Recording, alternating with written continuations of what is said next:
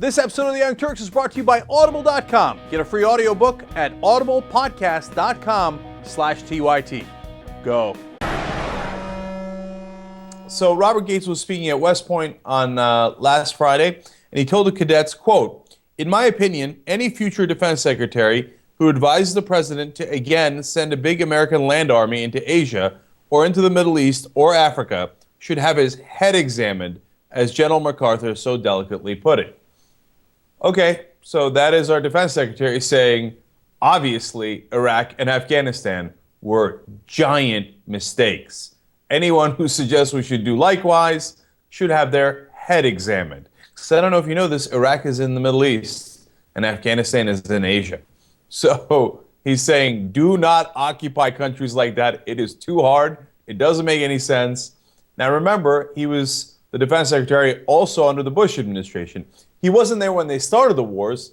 He had to manage the wars. And look, he was in a very, very bad spot. Don Rumsfeld had handed over an absolute disaster in Iraq. And I actually have said in the past, and I believe that not only was Robert Gates been an excellent defense secretary, he might have been the best defense secretary of my lifetime. Even though Bush originally appointed him, he's been working under Obama, and I wasn't sure if keeping a Republican made sense for Obama.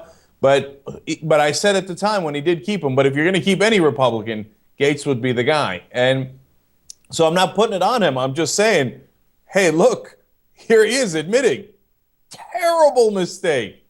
And so when you hear the John Boltons of the world on Fox News Channel talking about invading and occupying Iran, remember Robert Gates. He's like, don't do it again. But it's not just about, again, look, we're still in Iraq and Afghanistan. Obviously, we're withdrawing out of Iraq in a certain timeline, and I believe that's going relatively well. So let's leave that one alone. But in terms of Afghanistan, we're still there. We're not withdrawing yet. So if our defense secretary thinks it's such a terrible idea, why do we continue to stay there? It's a very fair question, right? And by the way, the DNC just passed a resolution saying that Obama needs to do a speedy withdrawal from Afghanistan. So the Democrats agree. And by the way, ABC News did a poll 2 months ago saying 60% of Americans think that it was the wrong idea to go into Afghanistan. My guess is if you did a poll, and I've seen other polls where you ask, hey, should we leave as soon as possible? That percentage is even higher. It's past 70%.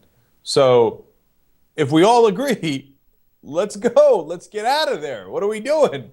This is absolutely crazy. And look, what are we going to do? Win in Afghanistan?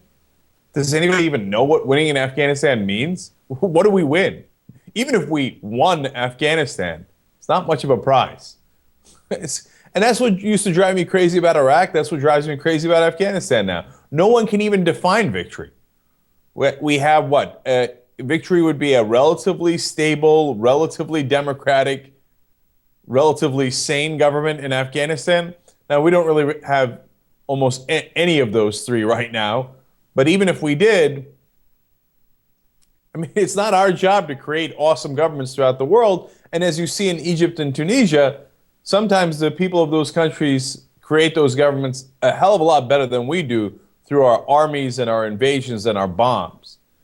So, I mean, the original idea was to drive al-Qaeda out. They're out. Our own head of the CIA says there's maybe less than 50 al-Qaeda left inside Afghanistan. There's probably more than 50 al-Qaeda left inside the United States of America. Should we invade ourselves? It makes no sense. And if you want al-Qaeda, Yemen's chock full of them. Does that mean we should go invade Yemen? No. Please don't get any ideas. Don't do that. So we got to go, man.